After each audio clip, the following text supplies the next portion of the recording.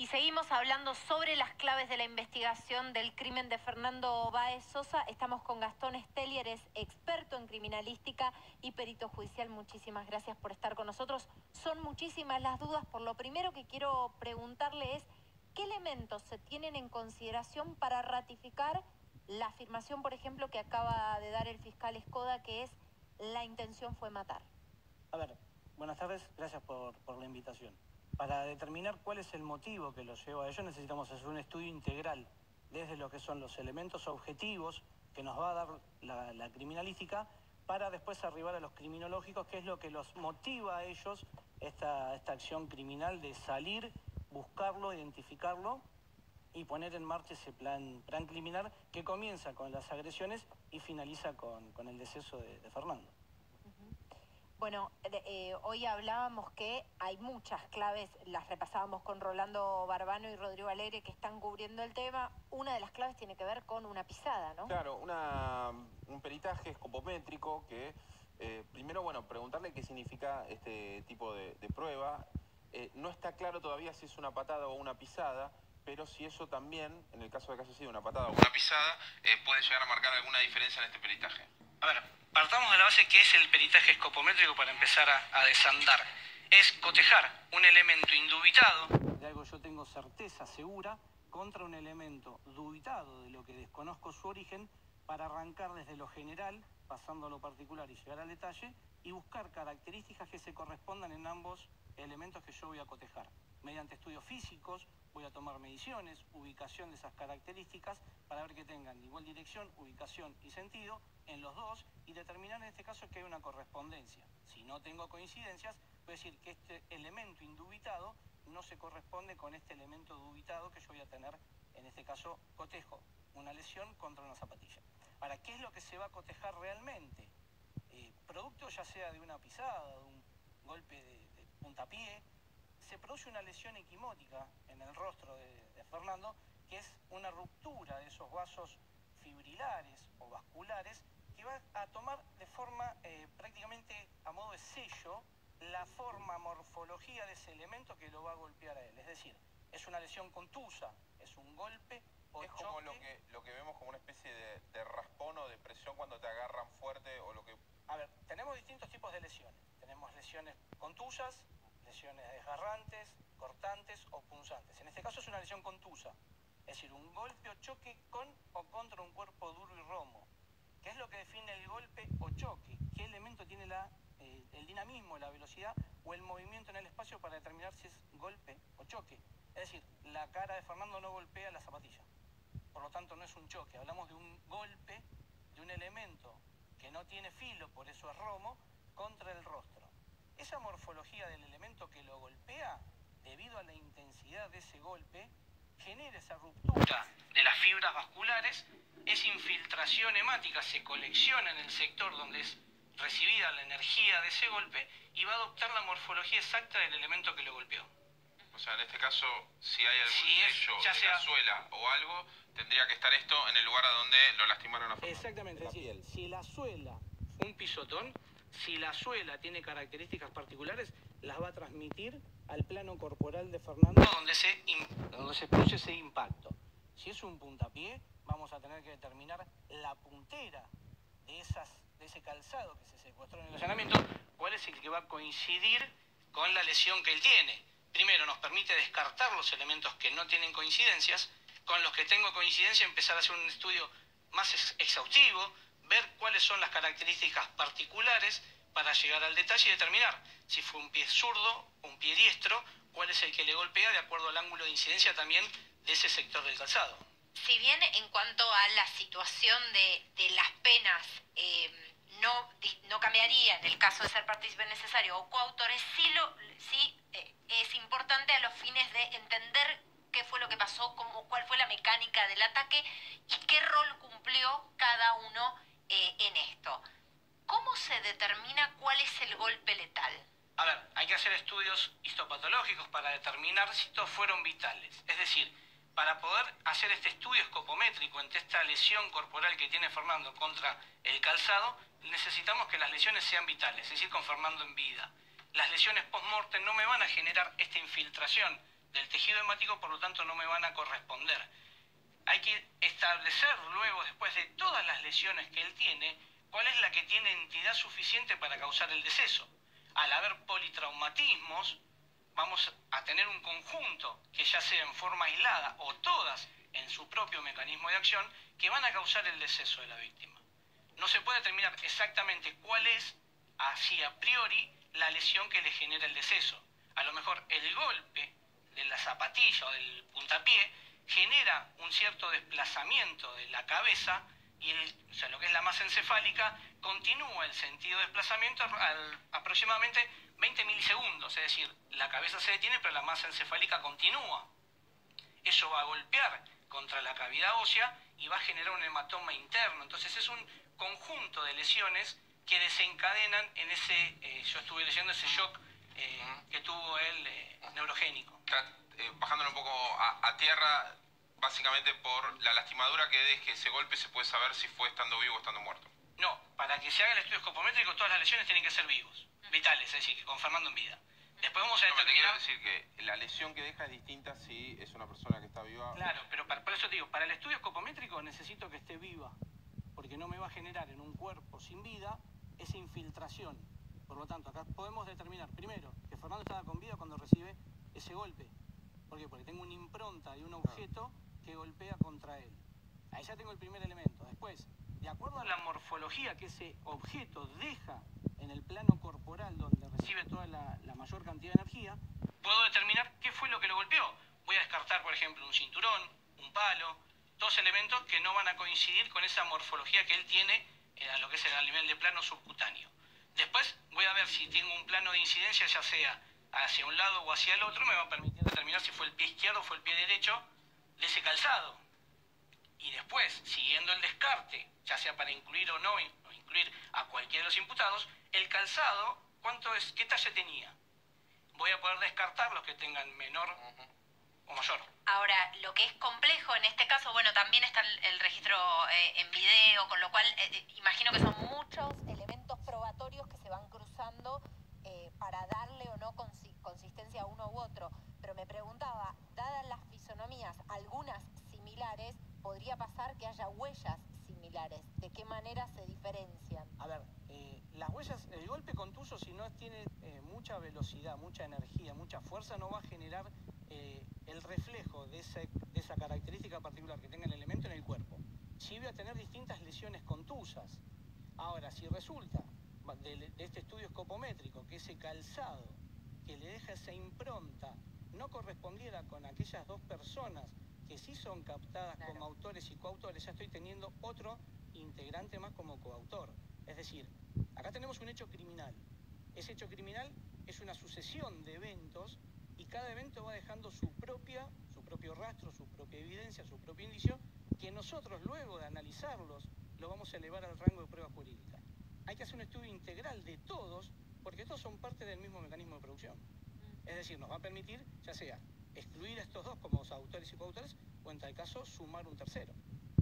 Hoy hablaban nuestros compañeros de las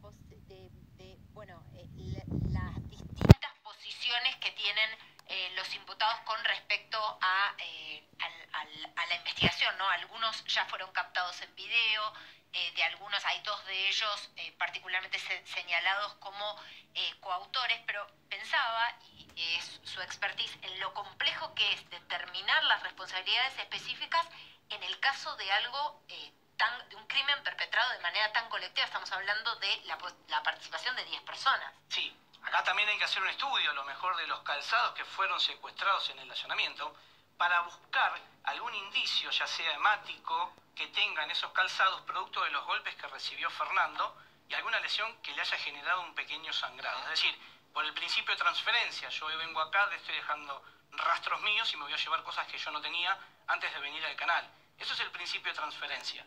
Con los autores va a pasar exactamente lo mismo. A lo mejor hay dos que ya están sindicados por las filmaciones, pero hay otros que a lo mejor golpearon a Fernando, que no fueron captados, pero resulta que en sus calzados hay tejido hemático de Fernando.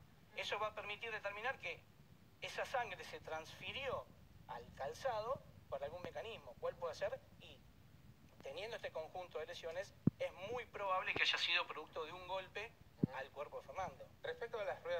reconocimiento, en este caso, ¿la mente tiene la posibilidad de recordar o el hecho de que es, por ejemplo, uno tenga o haya visto las caras o hayan los testigos visto las caras de los imputados puede llegar a complicar esto?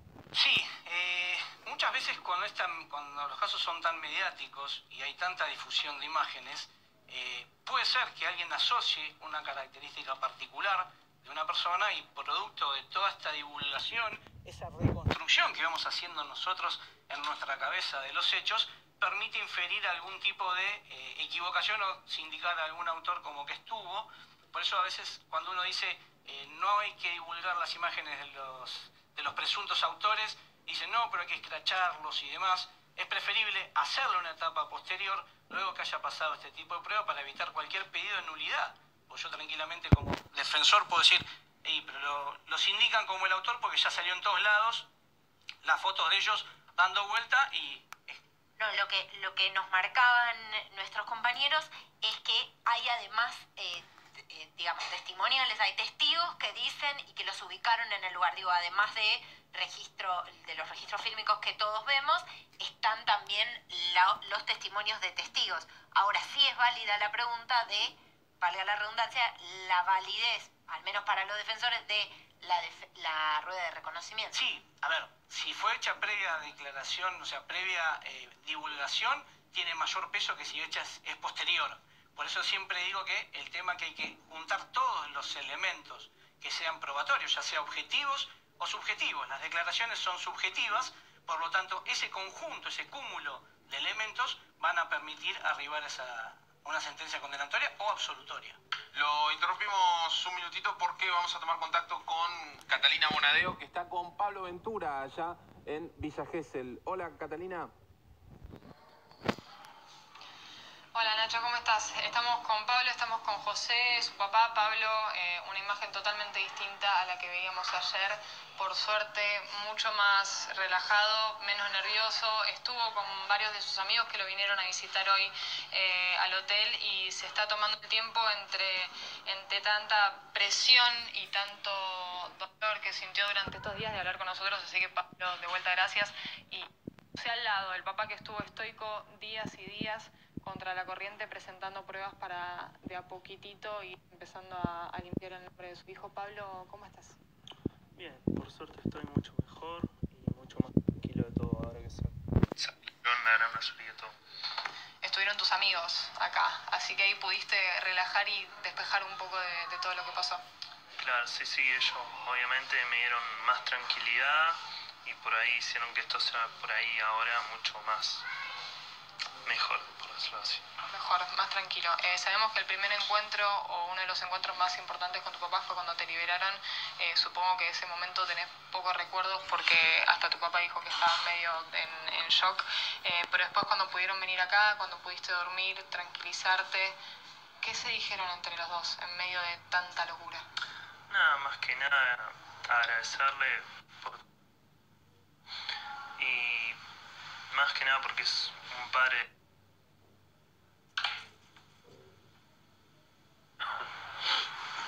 Nacho, Carlos los escucha. Pablo, bueno, vos dijiste que ibas a...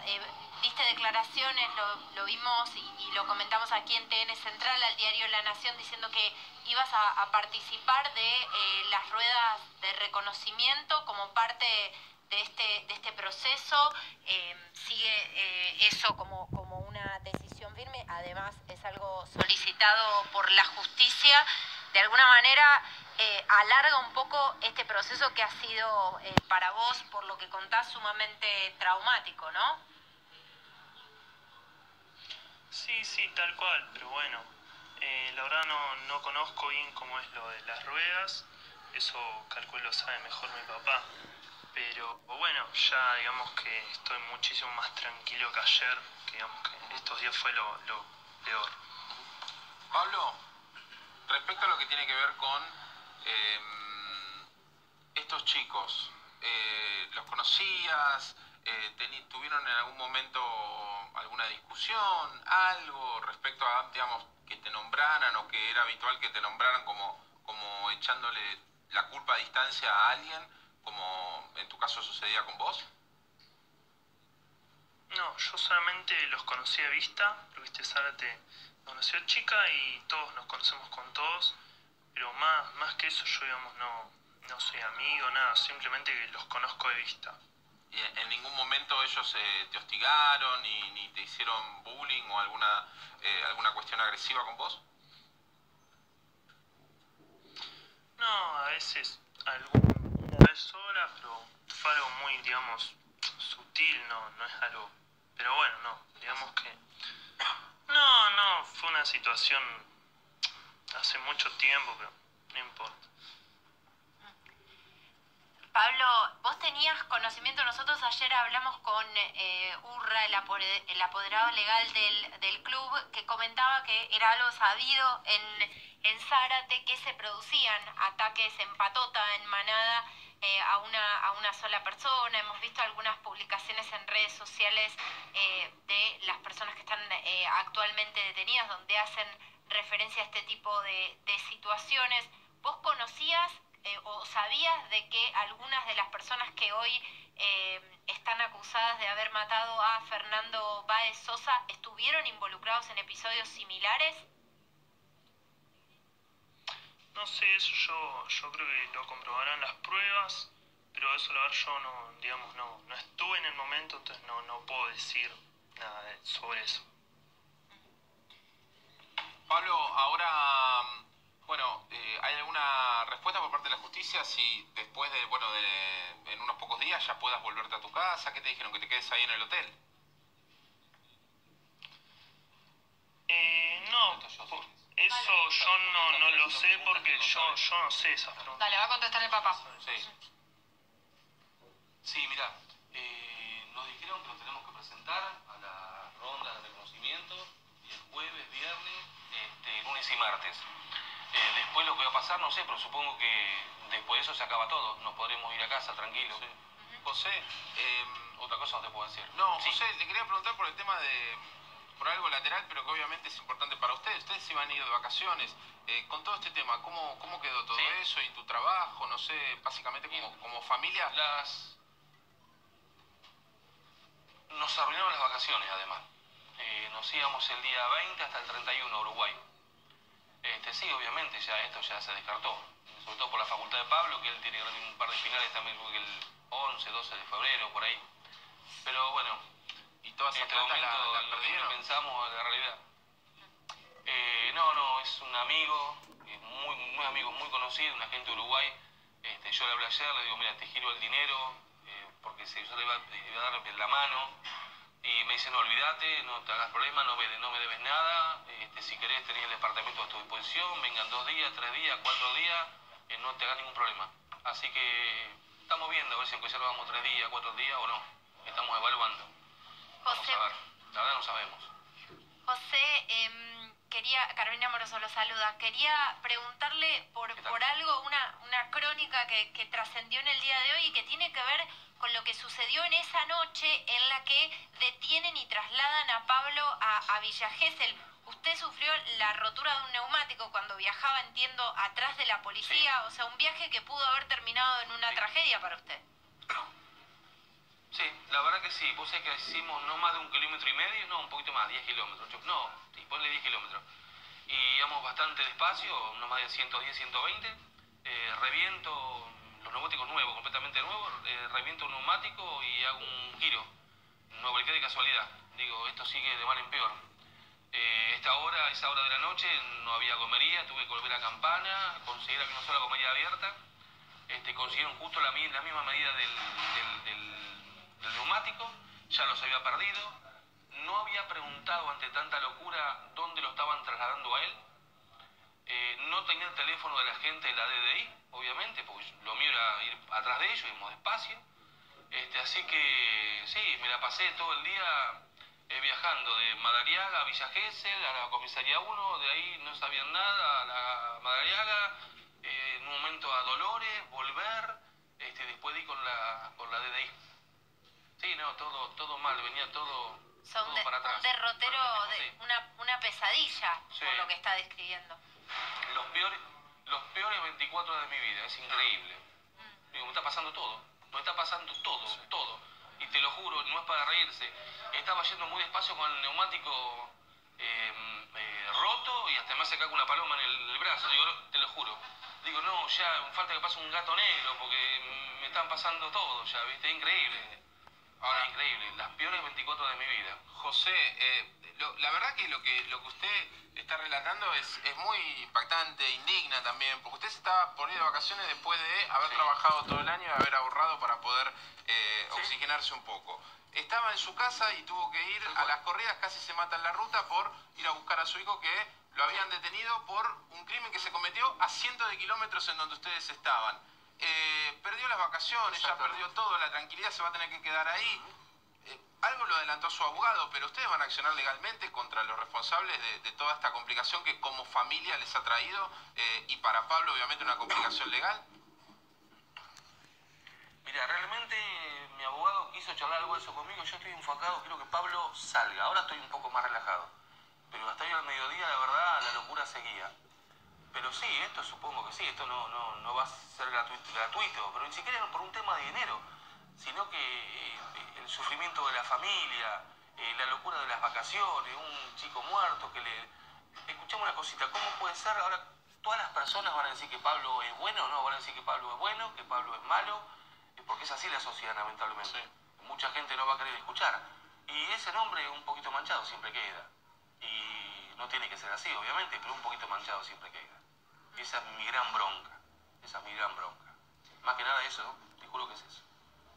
Ayer también veíamos imágenes de su mujer, de la mamá de Pablo hablando con otros medios. La verdad es que visiblemente muy angustiada por toda esta situación. Le extiendo una pregunta que por supuesto tiene que ver con todo esto que ustedes han vivido y lo que usted narra. ¿Tienen algún tipo de ayuda psicológica? ¿Cómo van a ser los días después a todo esto? Mira, sinceramente ayuda psicológica, por lo menos yo no lo necesito, sinceramente. Él con el deporte que hace, que es puro sufrimiento, porque el remo es puro sufrimiento, se lo hace muy fuerte mentalmente, pero para la vida, para el estudio, porque es así el deporte hermoso. Yo creo que tampoco, no lo va a precisar. Mi esposa es súper fuerte, una guerrera de la vida. La verdad no creo que sea necesario. Para nada, sinceramente te digo. No. José María, muchísimas gracias por este contacto con Tele Central, lo mismo a Pablo. Muchísimas gracias por habernos atendido, por haber tenido la deferencia de después de horas tan movidas, hacerse un lugar para hablar con nosotros. Les mandamos un fuerte abrazo y muchísimas gracias a Catalina, desde allá, desde Villa Gesell, que nos trae estos testimonios tan valiosos. Chao chicos, hasta luego. Bien, y nos vamos ya mismo con Julio Bazán a Zárate, porque ayer hizo mención a esto el propio apoderado del club, del Arsenal Zárate. Hay otros ataques que se denuncian, es una comunidad chica y se sabe que sucedieron otros ataques en Patota. Allí está trabajando Julio. Hola Carolina, acá en su casa está recluida Marisa, debe estar viendo y escuchando por televisión a su esposo y a su hijo. Se espacia, se demora el abrazo que les quiere dar. Ella hoy cuando salió a hablar con los periodistas dijo que están viviendo una pesadilla, un infierno, que es lo que sufre el inocente acusado infundadamente con esa impotencia. Además está el prejuicio que mencionaba el papá de Pablo, ¿no? La injuria, el escarnio gratuito. Por suerte, a pesar de que esta vez tuvo que invertirse la prueba y en vez de la justicia demostrar que él es culpable, él tuvo que demostrar que es inocente. Exacto. Lo acompañó ferremente la familia, convencida de la inocencia, pero también los vecinos, los amigos. Acá fue realmente emocionante. Se acercaban los jóvenes y con esa pureza, con esa nobleza de la edad, nos contaban cosas maravillosas de Pablo, sus compañeros ahí en el club, donde conviven algunos de los acusados. Estos amigos de Pablo y Pablo conviven en el club sin tener mucha relación. Entonces, después que nos hablaban maravillas de Pablo y de la familia, nosotros le preguntábamos, ¿y los acusados qué se dice de ellos? Con buen criterio, uno me contestó, si hablaron infundadamente mal de Pablo, yo sin pruebas no quiero hablar de estos muchachos. Pero después, informalmente, nos dijeron que sí, que se comentan los hechos de violencia, que son comidilla acá en Zárate, donde todos se conocen. Pero yo hoy, después de recorrer y de hablar con tanta gente, rescato eso. A veces la vida nos pone pruebas que por ahí nos permiten comprobar la hondura del respeto y del afecto que una persona de bien se gana en la comunidad. Ese es exactamente el caso de Pablo. Él debe estar orgulloso, por supuesto. Ya es irreversible el daño, el sufrimiento que padeció. Pero ya les digo, se habla en sotto voce de los acusados y de sus antecedentes violentos, y se habla a viva voz muy bien de Pablo y de su familia en este momento duro que les toca atravesar. Carolina. Bien, Julio, clarísima la crónica de lo que contás. Sin duda es una comunidad chica donde también pueden jugar factores como el miedo, como conocer a las familias de los involucrados. Es complejo, pero hay ya varios testimonios que hablan de antecedentes. Bueno, vos lo nombrabas al principio y a mí me parece un dato muy sorprendente, muy impactante de todo este caso, y es que el apoderado legal del club en donde jugaban al rugby estos chicos es defensor en otra causa del año 2018, en donde una víctima también sufrió un ataque en manada, y este abogado, que a su vez es apoderado del club, dice que en esa causa hay por lo menos 2 de los 10 detenidos en Villa Gesell. O sea que ya había un antecedente. Lo que nos dijo Urra es, el club no lo sabía yo como abogado de la víctima, y no sabía que ellos eran jugadores de rugby hasta que vi que estaban detenidos en la causa de Gesell. Es lo que cuenta él, ¿no? Es por lo menos extraño porque recordemos que al menos los antecedentes que mencionó el apoderado estaban judicializados. Sí. Al menos 2 antecedentes judicializados, ¿no? Y con una víctima que, según el testimonio siempre del abogado, que en este caso es también su abogado defensor, está todavía con contención psicológica y no quiere salir.